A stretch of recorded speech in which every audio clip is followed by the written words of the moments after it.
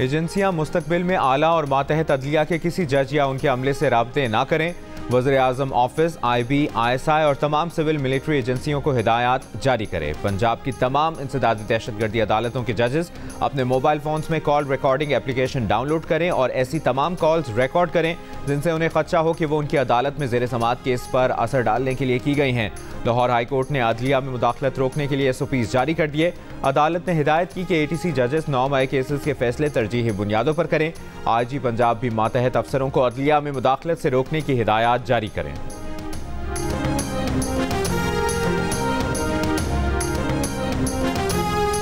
कानून का तयशुदा असूल है कि एक जुर्म पर एक से ज्यादा बार मुकदमा नहीं चलाया जा सकता।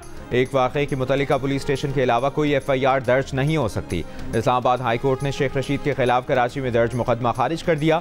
जस्टिस तारिक महमूद जहांगीरी ने शेख रशीद के खिलाफ किमाड़ी के मोचको थाने समेत दीगर थानों में दर्ज मुकदमात के खिलाफ दरखास्त पर तफसीली फैसला जारी कर दिया।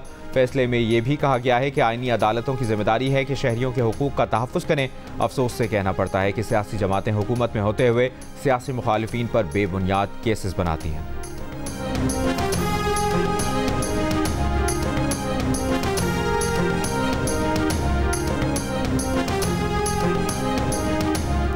ऑपोजिशन का पंजाब असेंबली के बाहर एहतजाज। ऑपोजिशन के अरकान को असेंबली के मेन गेट पर रोक दिया गया।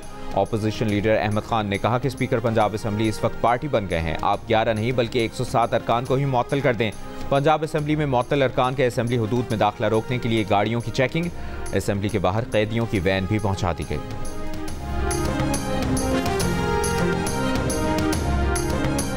बात शोर शराबे से गालियों तक जा पहुंची है। हुल्लड़बाजी और बेहुदा नारों की इजाजत नहीं दी जा सकती।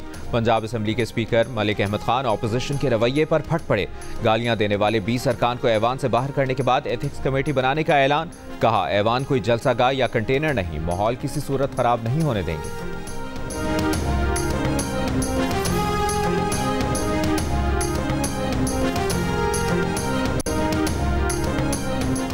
वज़ीर दिफा ख्वाजा आसिफ ने कहा है कि इमरान खान की रिहाई से कोई खतरा नहीं। सियासत में अप डाउन आते रहे हैं, उन्हें खतरा नहीं समझना चाहिए। बरतानवी नशियाती इदारे को इंटरव्यू में ख्वाजा आसिफ ने कहा कि वो नहीं समझते कि बानी PTI वज़ीर आज़म की बातचीत की पेशकश को संजीदा लेंगे, लेकिन हुकूमत बातचीत के लिए तैयार है।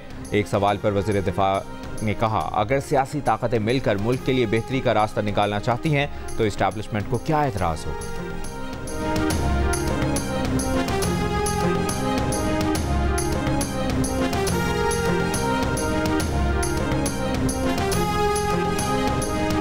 इस्लामाबाद में MQM वक्त की बिलावल भुट्टो जरदारी से मुलाकात। ज़राए के मुताबिक गुज़श्ता रोज़ होने वाली मुलाकात में खालिद मकबूल सिद्दीकी, मुस्तफ़ा कमाल और फारूक सत्तार शरीक हुए। मुलाकात में मुल्क बिलखुसूस सिंध की सियासी और मुआशी सूरत हाल पर तबादला ख्याल किया गया।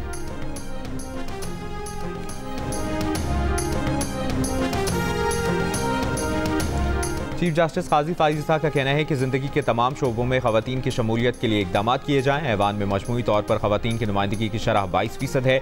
असेंबली में मखसूस नशिस्तों पर आने वाली कई ख़वातीन की कारकर्दगी मर्दों से बेहतर होती है। इस्लामाबाद में तकरीब से खिताब में चीफ जस्टिस ने कहा कि कुरान पाक का पहला लफ्ज़ इक़रा है, जो मर्द औरत में तफरीक नहीं करता। हर शोबे में नुमाइंदगी ज़रूरी है। आइन मुलाज़मत के मकामात पर ख़वातीन के तहफ़्फ़ुज़ की ज़मानत देता है।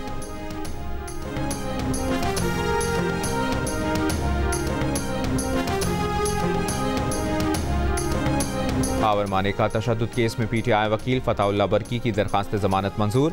इंसदाद दहशतगर्दी अदालत इस्लामाबाद की फताउल्लाह बरकी को 50,000 रुपये मचल के जमा कराने की हिदायत। पेशावर के इलाके गुलबर्ग में आग लगने से 100 कैबिन्स और दुकानें मुकम्मल तबाह। आग पर काबू पा लिया गया। इलाका मकीनों का कहना है कि यहाँ गैर कानूनी कैबिन्स बनाए गए हैं। कैबिन्स में तीसरी दफ़ा आग लगी। दुकानदारों के मुताबिक बिजली वोल्टेज अचानक ज़्यादा होने से शॉर्ट सर्किट के बायस आग लगी। कैबिन्स गैर कानूनी नहीं, रेलवे को किराया अदा करते हैं।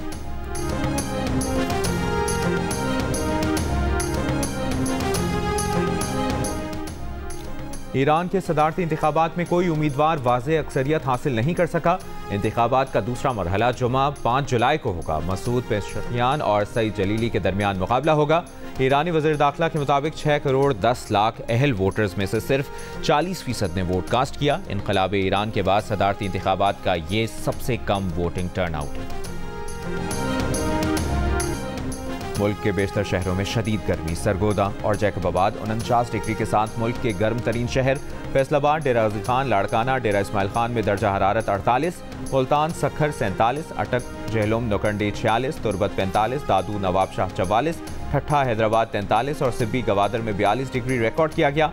इस्लामाबाद और लाहौर में 37 डिग्री की गर्मी 42, कराची में 36 डिग्री की गर्मी 41 डिग्री महसूस की गई। महकमा मौसमियात की कराची में शाम से समुद्री हवाएं बहाल होने की पेशगोई। मौसम अगले 3 रोज भी गर्म और मरतूब रहेगा। मुजफ्फराबाद, कोटली और समाहनी समेत आज़ाद कश्मीर के मुख्तलिफ इलाकों में बारिश।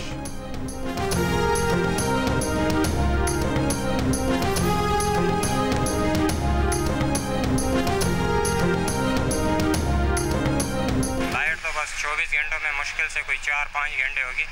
रात को आया 1 बजे, फिर 2 बजे फिर चला गया। शाम को जब घर आता हूँ तो लाइट नहीं होती, जब सोने लगता हूँ लाइट चली जाती है।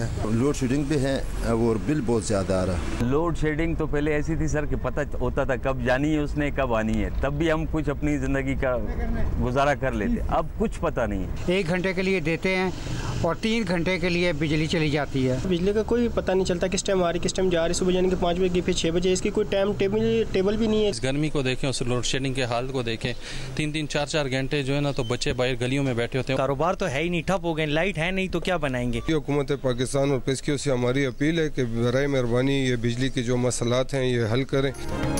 कराची से खैबर तक बिजली की लोड शेडिंग से शहरी परेशान, कारोबार मुतासर और ज़्यादा बिलों का भी शिकवा। कराची के मुख्तलिफ इलाकों में लोड शेडिंग का दौरानिया 12 घंटे से भी ज़्यादा। कई इलाकों में बिल अदायगी वाले सार्फिन भी बिजली से महरूम। 2 रोज़ कबल नॉर्थ कराची, कुरंगी, किमाड़ी, बल्दिया टाउन, नाजमाबाद समेत दीगर इलाकों में टूटने वाले बिजली के तार अब तक ना जोड़े जा सके। के इलेक्ट्रिक का दावा है कि कराची के 70% इलाके में लोड शेडिंग नहीं की जा रही। लाहौर में भी 5 से 6 घंटे की लोड शेडिंग जारी। पेशावर के देही इलाकों में लोड शेडिंग का दौरानिया 17 घंटे से तजावज़ कर गया। कोयटा में भी बिजली की बदतरीन लोड शेडिंग जारी।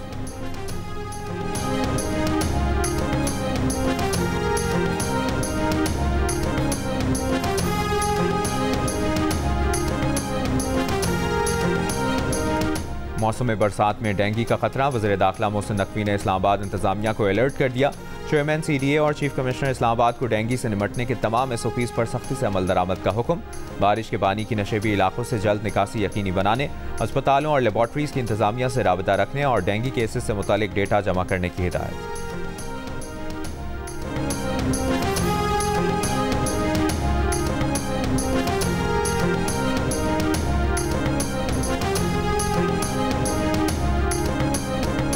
और कौन होगा T20 का हुक्मरान? भारत और जनूबी अफ्रीका की टीमों के दरमियान फैसला आज होगा। बारबाडोस में फाइनल के दौरान बारिश का भी इम्कान। आज और कल मैच ना हुआ तो दोनों टीमें मुश्तरका चैंपियन बन जाएंगी।